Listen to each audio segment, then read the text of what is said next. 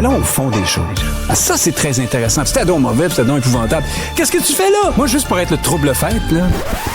C'est une petite danse complexe pour dire Nick Payne. mais en même temps, on dit il y a des limites à ne pas franchir. Bon, ça, c'est exactement ce qu'on voulait éviter. Mais Nick, il rentre, puis bon, tu sais... Encore pas réussi à rentrer normalement dans ce studio. Moi, je pensais ça, c'est veut créer l'effet de surprise. Donc, tu as été étonné par l'originalité. Oui. Par l'originalité Salut, en général. Salut, Nick. Karémi. Mais tu sais que ça s'appelle vraiment de même, Oui, notre document de travail. C'est vrai. Mais au moins, j'ai pas fait Villemur de Briques, c'est déjà ça de prix. Ben là, je viens de la Ça y est, faire. ça y est. Poudoum. Moi, j'ai connu deux frères et sœurs qui inversaient les noms de famille. C'est-à-dire qu'il y en a un qui était, disons, Bolduc-Baudouin, puis l'autre, c'était Baudouin-Bolduc. Alors, tu diras ça à tes amis français, Karima. Ils vont dire, Si t'as mais pas ils le temps de sont parler fous, de ces maximum. Québécois. Ouais. mais qu'est-ce qu'il dit? Hey, on Bon, Nick, pense avant ça. qu'on commence, c'était ta fête hier. Oui, c'est Faut ça. le dire. Joyeux merci de me anniversaire. l'apprendre. Ben oui, C'était je ta m'en fête vais de hier. ce Je sais que tu l'avais oublié. Oui. Merci beaucoup. Joyeux anniversaire, Nick. Merci. Le meilleur Vous êtes pour tellement toi. fin. Je suis pas, je suis le genre de gars qui parle pas de ça. Puis après, peut-être que je peux même le regretter par après. Non, mais je avant-tu, me trouve pas assez célébré. Mais oui, c'est vrai. Ben oui, mais on ira célébrer La ça. prochaine fois, t'achèteras des beignes, quelque chose, là. Ah ben oui, pourquoi ben pas? absolument. Bon. J'ai besoin de prendre du poids. Ah, ben ceux qui ont besoin de prendre du poids un peu, c'est peut-être les partis politiques en termes d'appui à la population. Puis là, si tu veux nous Exactement. parler de ces défis vraiment des différents partis politiques là, pour cet été. Oui, sous deux modes. Ce qu'ils devraient faire, chacun d'entre eux, mais ce qu'ils vont faire, et aussi ce qu'il faudrait qu'il arrive, puis ce qui va peut-être plutôt arriver. Alors, ça va être l'une ou l'autre des deux catégories pour chacun des partis. Je commence par, évidemment, la CAQ, qui est dans un cas particulier par rapport aux autres partis, parce qu'elle gouverne déjà, parce qu'elle a un bilan à défendre et tout ça. Elle devrait normalement nous annoncer très, très bientôt beaucoup de très bonnes et fortes candidatures. Pas des gens dont tu as besoin d'aller googler le nom. Des maires de tel endroit, des présidents de ceci, des hauts fonctionnaires. Enfin, peu importe, des gens qui ont une notoriété, qui ont un CV indubitablement convaincant. Là. Pas seulement... justement, ce qui risque plutôt d'arriver, c'est-à-dire des bonnes candidatures, mais peu connues, des personnes qui se sont illustrées dans leur domaine, dans un coin du Québec, mais qu'on connaît très peu généralement, ou encore, plus mal pris, simplement des candidatures d'appareil, des gens qui sortent du personnel du parti parce qu'il manque un poteau ici et là. Ça risque d'arriver plus à la CAQ, ça, évidemment, que dans un parti comme le PQ qui aspire au pouvoir et dans lequel on se chicane pour être aux investitures. Hein? C'est ça qui se passe en ce moment pour les péquistes. Mais tu sais, Nick, que demain, il présente une candidature dans Brome, Mississippi. Ben justement, imagine cette personne-là, elle a un poids sur les épaules parce que là, toutes les vedettes viennent de s'en aller tout en même temps, comme si le feu était pris. J'exagère à peine, là, évidemment, coup Non, mais il sur faut coup. qu'ils sortent quelque chose. là. C'est-à-dire que quand tu as effectivement des ténors qui quittent un après l'autre, à un moment donné, il faut que tu donnes un peu de chair autour de l'os. C'est ça, mais c'est sûr que ça va être difficile parce Ben que oui. qui veut se lancer dans un parti qui a de très bonnes chances de se casser la gueule aux prochaines? Parce qu'on voit là, que ça plafonne autour de 20 %. C'est peut-être pas pour rien que M. Mathieu Lacombe est parti annoncer son départ là, aussi. Puis c'est peut-être pas Et juste pour ça aussi, j'allais dire, c'est peut-être sur la...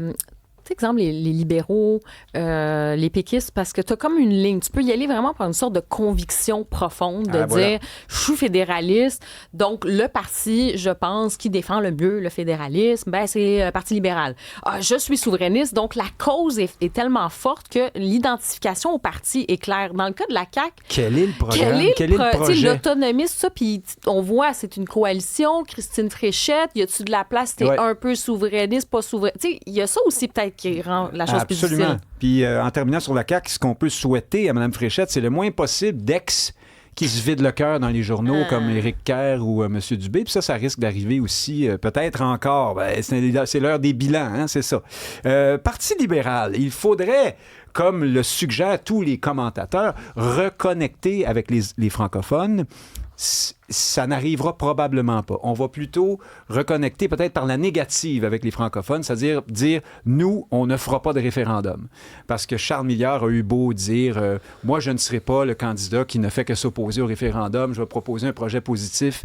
Ah oui, mais le réel reprend rapidement ses droits, oui, peut-être ses On droits l'a vu aussi. à l'œuvre, on l'a vu à l'œuvre, c'est compliqué, c'est très beau, hein, c'est très théorique, mais en pratique, c'est tellement facile d'aller là. Qui choisit C'est d'aller même les coups nécessaire. les plus difficiles Ouais. quand il suffit de gagner? Puis c'est nécessaire puisque tu n'es pas capable, en fait, d'aller rallier les francophones par un projet fort autour, par exemple, d'identité puis de la langue. Qu'est-ce qui te reste? Il te reste l'outil parfait, idéal, habituel des libéraux, c'est-à-dire faire peur avec le référendum, et ça marche.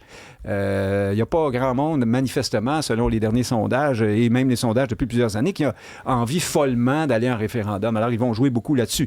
Les libéraux pourraient aussi, dans un monde idéal, vanter les vertus du Canada et de l'appartenance au Canada. Ce serait d'autant plus faisable ces temps-ci, étant donné la Carney-manie, le méchant Trump de l'autre côté, cette espèce de phénomène là, de les fameux elbows up, de ralliement derrière une identité canadienne, ralliement improbable qu'on n'aurait pas imaginé il y a quelques années dans le cas des Québécois et qui se produit pourtant jusqu'à un certain point. Mais on a de la difficulté, encore même dans ce contexte-là, chez les libéraux, on va plutôt préférer faire peur, aller par la négative. Je pense que c'est ça qui va arriver. Et en terminant pour PQ et Québec solidaire et les conservateurs?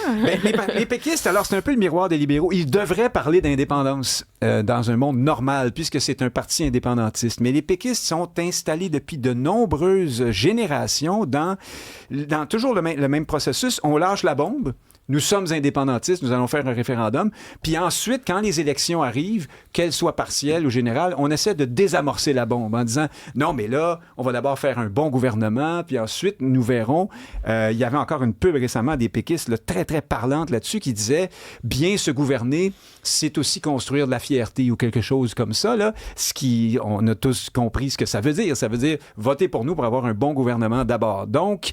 Mais je veux que tu te mouilles. Là. Donc, dans la campagne, tu penses qu'ils en parleront à peine? C'est ça, exactement. Ils vont en parler.